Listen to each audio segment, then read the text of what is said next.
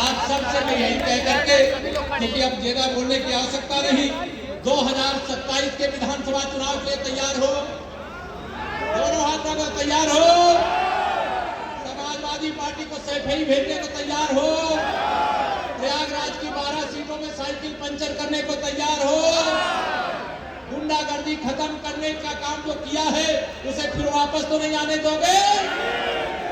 मुझे आप सब पर भरोसा है, आप मेरे सब हनुमान जी की तरह शक्तिशाली कार्यकर्ता हो, और मैं आप सबको आज होली मिलन के अवसर पर शुभकामनाएं देता हूं। अभी फूलों की होली बाद में खेल लेंगे, जब आदरणीय कैलाश जी का हम लोग जो सुनने के लिए आए वो सुन लेंगे, लेकिन आप सब कार्यकर्ता मित्रों से यही निवेदन करूंगा, बाकी सब कुछ चाहिएगा भूल, 2027 में सभी 12 सीटों पे खिला दीजिएगा कमल का, या आप सबको मैं जिम्मेदारी सौंप रहा हूं।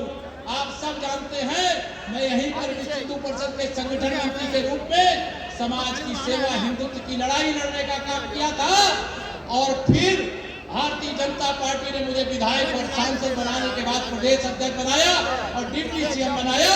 लेकिन मैं आप सब कार्यकर्ताओं के बीच में बड़े गर्व से इस पवित्र धरती पर कह रहा हूं, मैं कार्यकर्ता पहले हूं, डिप्टी सीएम बाद में। मेरे कार्यकर्ताओं का सम्मान सबसे बड़ा सम्मान है। मेरे दिलीप पटेल जी क्षेत्रीय अध्यक्ष और मेरे तीनों जिला अध्यक्ष बैठे हैं। आप सब कार्यकर्ताओं के बीच में कहना चाहता हूं, हमारा संगठन सरकार से बड़ा होता है।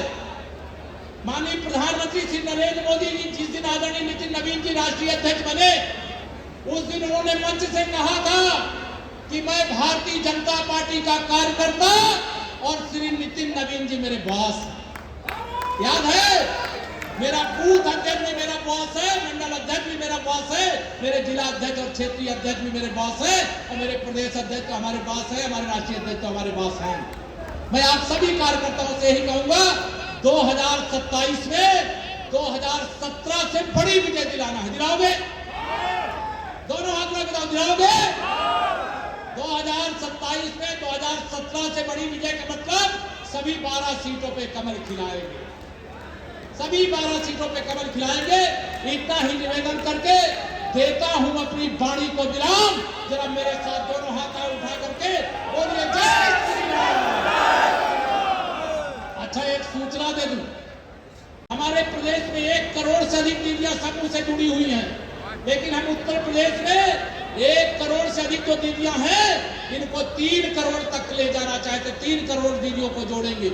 ऐसा कोई गरीब परिवार कार्यकर्ता मित्रों आह्वान करता हूं, इन दीदियों के बल पर ही कांग्रेस और समाजवादी पार्टी और इंडी गठबंधन के लोग मोदी जी को तीसरी बार प्रधानमंत्री बनने से रोकने की कोशिश की, लेकिन दीदियों के आशीर्वाद से तीसरी बार भी देश में मोदी सरकार बनी।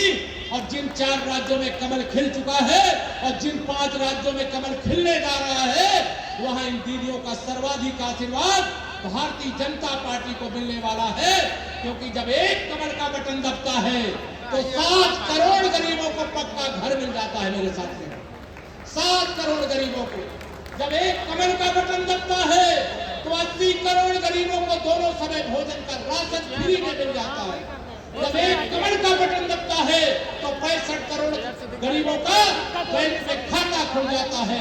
जब एक कमल का बटन दबता है तो 1 रुपया में 85 पैसा खा जाने वाले बेईमान कांग्रेसियों का राजनीतिक बंदबाज शुरू हो जाता है।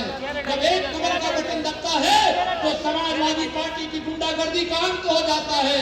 जब एक कमल का बटन दबता है तो दंगा युक्त प्रदेश, दंगा मुक्त उत्तर प्रदेश बन जाता है। जब एक कमल का बटन दबता है तो अयोध्या में रामलला का भव्य मंदिर बन जाता है। जब एक कमल का बटन दबता है तो प्रयागराज के कुंभ में 65 करोड़ लोग आके डुबकी लगाते हैं। जब एक कमल का बटन दबता है तो बाबा विश्वनाथ का धाम बन जाता है, महाकाल का लोक बन जाता है, माता विंध्यवासिनी का धाम बन जाता है, चित्रकूट धाम बन जाता है। प्रयागराज का सर्वांगीण ही नहीं, प्रदेश का ही नहीं, पूरे देश का सर्वांगीण विकास हो जाता है। जिस नारे को लगा करके डॉक्टर श्यामा प्रसाद मुखर्जी जी जम्मू कश्मीर गए थे कि एक देश में दो निशान, दो विधान, दो प्रधान नहीं चलेंगे। तो मैं आप सब लोगों को यह बताते हुए हर्ष है, आप सब जानते हैं उस 370 को भी समाप्त कर दिया।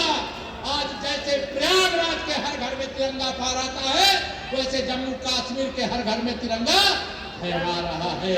और वह बिंदु नहीं, जब पाकिस्तान के कब्जे वाले कश्मीर में तिरंगा जरूर फहराएगा, जरूर।